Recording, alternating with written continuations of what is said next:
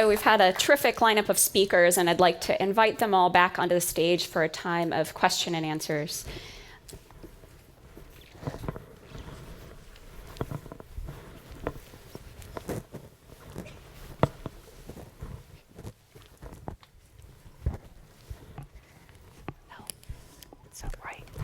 We have mics positioned, I believe, throughout the audience. But I'd like to kick this off and toss this one over to Deanna and just sort of come back to the point that you mentioned about the challenges of having a single genome reference. And really, maybe you could speak to some of the real challenges and practical issues in going forward and sort of circumventing this issue. I mean, there's a number of issues that come into play here in terms of standardization and how those are developed. There's a number of consortium that are taking up this task, including the Global Alliance for Genomics and Health. And you know, I think there's real practical issues in how we roll this out into the community, given what we've been used to for so long. Can you comment on that? Yeah, I actually think it plays into a lot of what Carlos talked about as well in terms of making sure that we have sequences that are representative of the global population. And there's a group at WashU led by Rick Wilson that is actually trying to develop additional reference sequences as well for diverse populations. And the challenge that we still face, in fact, is that, you know, even with great improvements, it's still challenging to make a complete reference assembly that, like what you're used to seeing with a reference genome. And so we still have some challenges in terms of the technical limitations, but I think it's the pathway we need to start thinking about. I think we need to start making sure that we're collecting the diverse samples and that we have that ability now to understand the differences between these populations at a more global level, because the more diverse a genome is when you compare it to the reference, the less you end up knowing about it. So it's quite likely that there's a whole lot more to discover from some of these more diverse populations that it would really be nice to capture in a de novo manner. Absolutely. That's a great point, and I don't know if you have more to add to that, Carlos. Well, no, I'm in violent agreement, right? I think the other bit that, to me, just continues to be so exciting is that as you bring new technology to bear on these old problems, you find new sources of variation, right? You know, it's not just the large structural rearrangements, but the fact that you can now get in at the set of insertions and deletions that so far we used to get them with the old ABI sequencing, and the fact that you're now beginning to see that, and the fact that it'll grow is probably the most common form of variation in those genes, I think is really exciting. Agreed. Yeah, it's great, and I think we heard comments to that from multiple angles. So if I'm not seeing any questions from the audience, there's one over here. Hi, Aaron Solomon from OneOhm. Thank you all for such exciting and inspiring talks. I'm going to just ask the question, I think that's the elephant in the room, and that's the massive gulf between all the exciting work that you're doing to improve the genome view, to look at diverse ethnicities, to look across, ethnic populations at, say, Mount Sinai. But then how do we actually get from there to clinically actionable information that a payer will pay for? Wonderful question. I suspect there's a few on the panel that can comment. My stab at this is that the value proposition to healthcare systems is going to come from improved outcomes, right? And so you may actually get hospitals implementing this because it's going to be the best kind of care that they can deliver. I think on the payer side, we still need to demonstrate the value in particularly tranching the treatment. And Yeah, I mean, so I agree that this is a big gulf. I certainly have a very new respect for this because prior to arriving at Mount Sinai, I really hadn't worked in such a large healthcare system. So I think that there's a couple of things that we really need to think about. So there's the cost modeling, which I think is very important. But I also think that we need to think about really embedding research in working healthcare systems. And that means coming together often as teams. And everything I presented today, I certainly didn't do by myself. I can hardly even pronounce some of the medical terms, quite frankly. So this was with a team of clinicians in the medical genetics realm, in the specialty realm, and really we're building a picture together. And the nice thing about doing that is, as soon as we found that variant at Mount Sinai, went straight downstairs to the medical genetic testing lab, and now there's a test for that syndrome at Mount Sinai, and I go out and give talks, and in that process I've met a number of people who suspect this might be in their family. They come up to me after the talks, and we now have a number of referrals going to the system. So there is ways, I think, there's definitely, certainly more expedited routes through medical genetics, through carrier screening, and kind of established routes we already have within the medical system. But I think going forward and being a little bit more creative, it's going to come down to cost modeling, and it's going to come down to collaborative research. But I mean, I'll just add just one last point, that there have been many things about the healthcare system in terms of cost modeling that I have been rather surprised at. So one thing, for example, is at Mount Sinai, we have a program where we identify heavy need patients, and we provide them with all sorts of community outreach. So for example, it can be as simple as a call to remind someone to take their meds, or it can be, installing, a stair climber in their house. And this is something that the healthcare system takes on, because in their cost modeling, this sort of heavy touch is a very result oriented way in which you can actually interact more meaningfully with patients. That's great. Yeah, and I think equally engagement amongst research communities and how you build up those collaborative networks is really essential. And there's been some great examples of that with work that you've done, Carlos, amongst others. And I think, maybe speaking to how we're engaging as a community, a research community, and sharing the data. I mean, we always come back to this notion of data sharing, but maybe you can comment on how you've rolled this out with ClinVar and. Well, look, I mean, I think the reason why do people share data, right? Why is there a culture of genomic data sharing? Well, there was a culture of molecular biology because NIH had carrots and sticks, right? They forced you to deposit in GenBank or you wouldn't, get your grant renewed, right? And that kind of created an environment where many of us realized, oh, we're much better off coming together than trying to, tackle these problems on our own.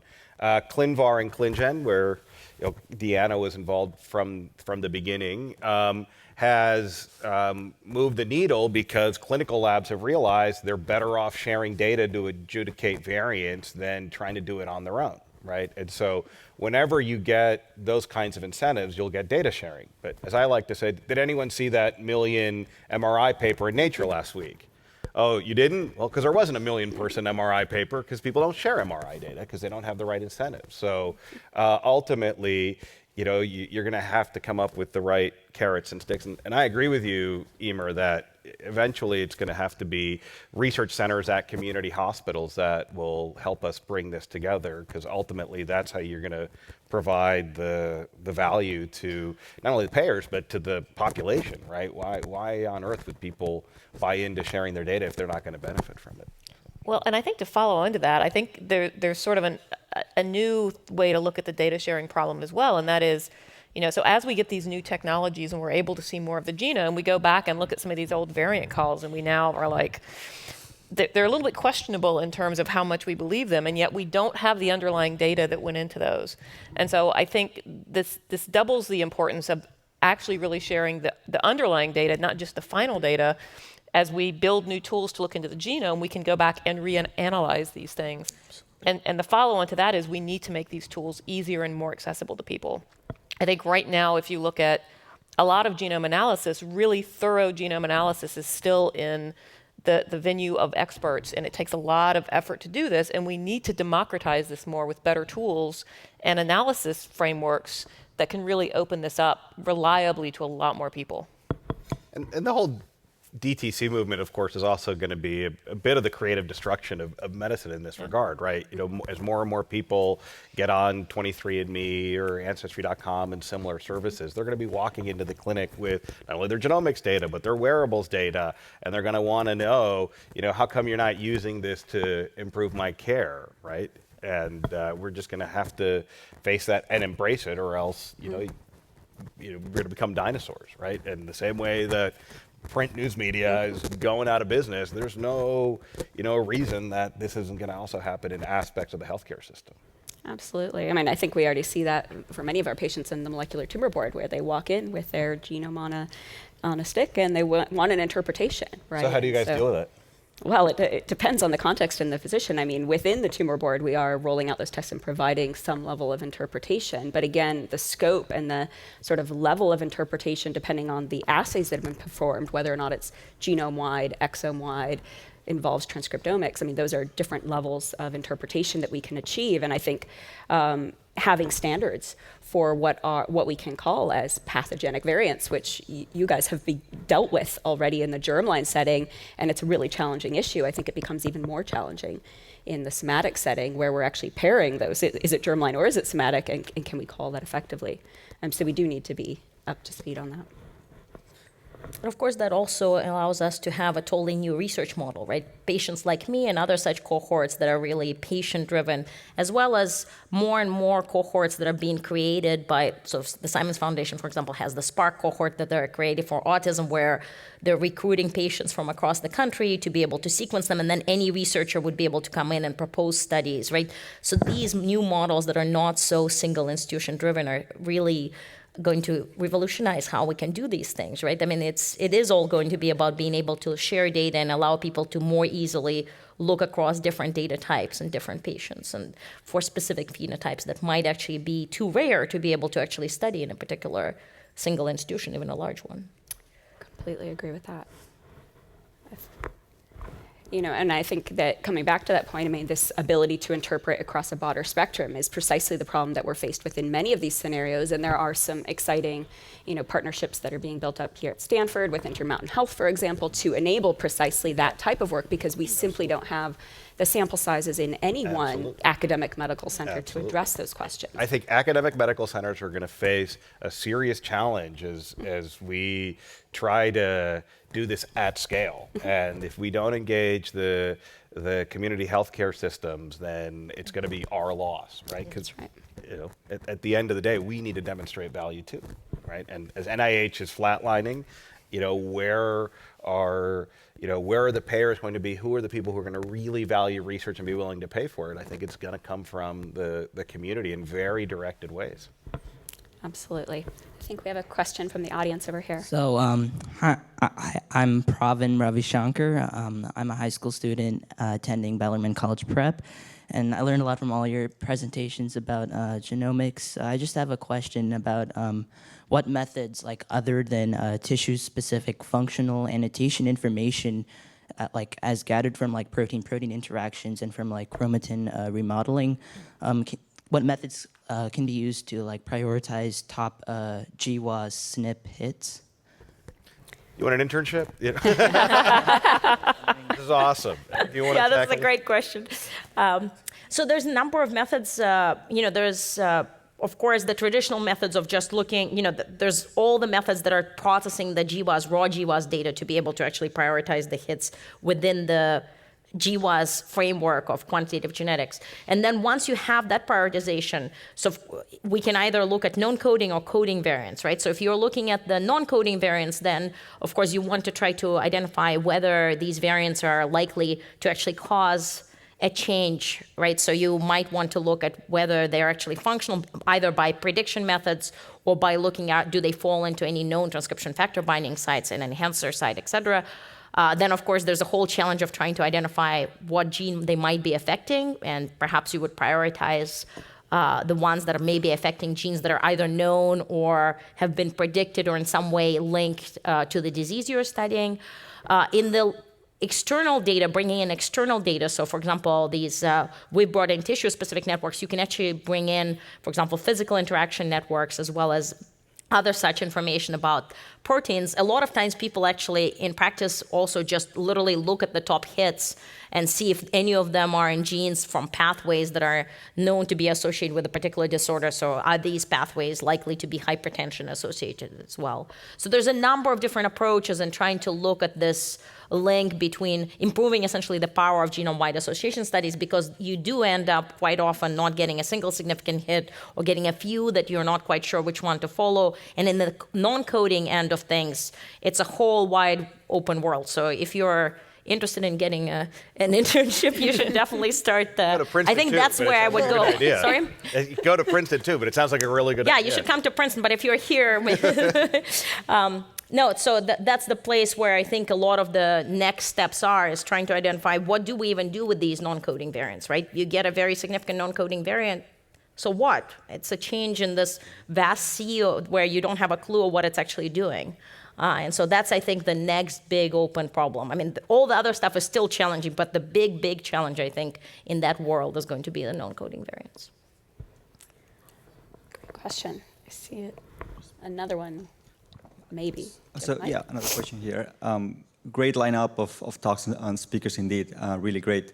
I'm Andres Moreno, former postdoc with Carlos as well, and now establishing a new population genomics lab in Mexico. And my question goes in the line of how not only talk about precision health, but global health, right? So how to go, no question about the need of diverse population being included in these genomic studies, and I couldn't agree more with that principle and that motivation, but my question goes,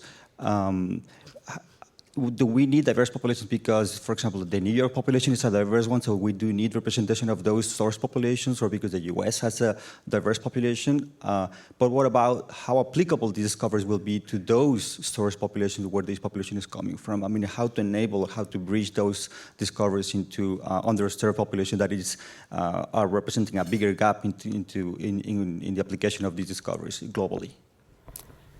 Sure, so maybe Emer or... I almost want to turn it back on him. What do you could do that. So I'm going to give a very nerdy pop gen answer to that. And I'm going to use Steele syndrome as an example because there are multiple motivations for embracing diversity in our genomic study design. Not least because understanding, I think, and Carlos made a very good case for this, understanding the expected frequency of any variant, never mind pathogenic variants, is an empirical exercise that is not something that we can predict. Or rather, we don't usually predict it very well. If we don't study the populations, we won't, they will be left behind of this genomic medicine initiative. But there's more reasons than that. Because really, when you discover a variant, and I think Olga made a very good case here, that there's a huge challenge to interpreting any variant in the human genome. And we can bring to bear lots of actual and predicted functional work that we can do. We can do this using sort of cell or tissue and organismal type assays, and we can, instead of looking at predefined disease, we can look at the entire medical phenome, plug for EHR research. But we can also do it through the lens of history. So asking the question, not just that a variant exists, but also where and when and maybe even why it arose, gives us a lot of information to then predict who might have that variant. So Steele syndrome, I think, is a really good example for this. Part I didn't tell you is that is on the background of a Taino haplotype. Taino are a Native American population that were on the islands at the point in time of the European settlers coming over. So now we can predict that if it's on a Taino haplotype, then other populations with Taino ancestry may also harbor this variant, and it turns out to be true. So you can also find it and it's much rarer in populations from Dominican Republic. We would have had a very hard time finding it there because it is much rarer, so our power for discovery was much less. But it's important to know for that population. If I could add something, I think that the wonderful thing about technology is that it rolls out really, really quickly, right? So lots of places in the world, as we know, don't have landlines but have cell phone coverage and have smart cell phones. And so it's certainly possible that at the very tippy top of clinical implementation. Again, I'll choose pharmacogenomics as an example, right? If you have, the top 50 things that you need to worry about as a patient, and you can get an ultra cheap test out there, for $1, say, and really roll that out, and people can have that information on their cell phone, then yeah, no, that could absolutely move the needle on a global level as people go to clinics or fill their prescriptions, having that information with them. Imagine on an automated system, right? So that in the US, CVS and Walmart have that information so that it's kind of a lock. Are you sure you want to prescribe this to this particular patient, right? And then on a global scale, in major metropolitan areas or even in rural areas, there's people are getting, chloroquine, which we know can have, you can have a reaction to as well, right? Having that information could actually really help prevent giving the wrong medicine to people, and that might be a place to start, just to put that out there. Well, and I also think, I think there's social barriers to implementing precision health in addition to data barriers, right? And so I think starting to enroll these global populations helps us start addressing that as well, because every single one of these healthcare systems works differently. I was certainly surprised. I think even people within the States, if you work in genomics in a lab and then you go and try and talk to people who work in a more clinical setting, I think you're surprised by the difference of opinions in terms of how things should be managed. And this is certainly true if you look at, difference in attitudes of returning secondary findings in the UK versus the US, for instance, right? So I think starting to engage with those social structures in addition to the data structures is a really important aspect of trying to integrate all of this data into the healthcare systems, because it should absolutely be data driven, but at the end of the day, there are also people that are involved that are going to have to implement this, and engaging those people early, I think, is super important. So how's it different in the UK versus here? I think there's a lot more hesitancy. I think there's been there's much more use of panels there, for instance, rather than whole exome. And I think a lot of that is driven by trying to avoid secondary findings, for example. At least that's my understanding. I'm not deep in the UK healthcare system. That was just. But it's not Schrodinger's cat, right? It's still there. Yeah, it is still. Well, but this is why I say secondary and not incidental, because initially these were called incidental, like they just pop out at you when you run the test. Incidentally, by the way. Incidentally, by the way, you have this other variant that we weren't looking for. So they really are secondary findings, which is why the ACMG said you must go see if these are there and return that to the patient. And so there are very different attitudes about this in different countries, and engaging that early is super important. The worst part is that there's some providers now that are like, well, we're going to blanch out those panels. Yeah, I saw that same thing, yeah. Like, come on, really? Yeah. That's not the right answer. I'm not going to look for the monsters under my bed. So I would just add one last piece to that I think is also very relevant. So the other, I think, major motivation going forward for including global populations and this whole idea of global health is because we really need to engage with all sorts of different people and social constructs and attitudes about what are the important questions to ask. So, doing this sort of thing in isolation or dreaming up some sort of cool project in the lab is great, but going forward, and particularly when we're thinking about doing research embedded in healthcare systems or community centers, we really need to engage with people about what's important for them and what do they want to learn. Exactly.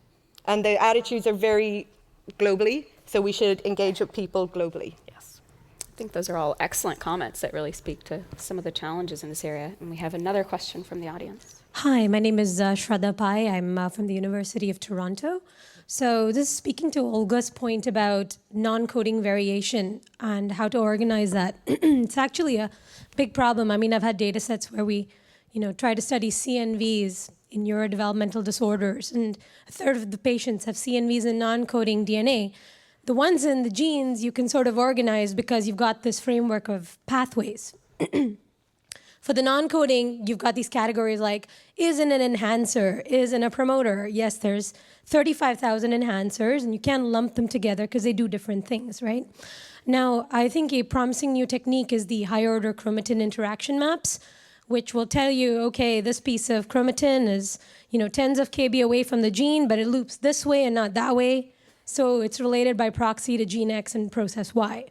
So I guess, given that you've got this great system for tissue-specific, predicting tissue-specific function, do you think that if we had enough chromatin interaction maps for the main tissues, in your tree system, something to represent neuronal populations, for example, that we could make major headway in terms of relating these assortment of pieces to processes? Or do you think, given the existing data, yes, it's going to get you there, but really it's not enough?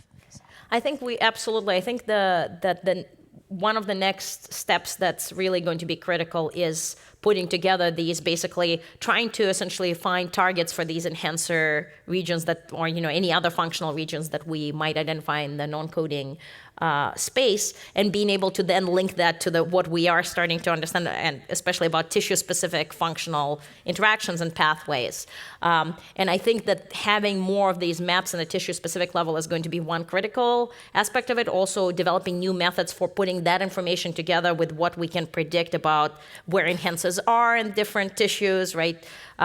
That part, and then putting that together with the functional associations that we know about different proteins, because then we might be able to leverage information across patients that might be hitting the same pathways, so that they're hitting different enhancers. Of course, you're not going to see the same exact non-coding change, but being able to leverage non-coding changes that are actually hitting through enhancer or other non-coding effects the same exact pathway, then we might actually get enough information to, for example, classify a particular group of CNVs as actually having the same functional effect, even if they actually look very different and are non-overlapping in the specific genome sense.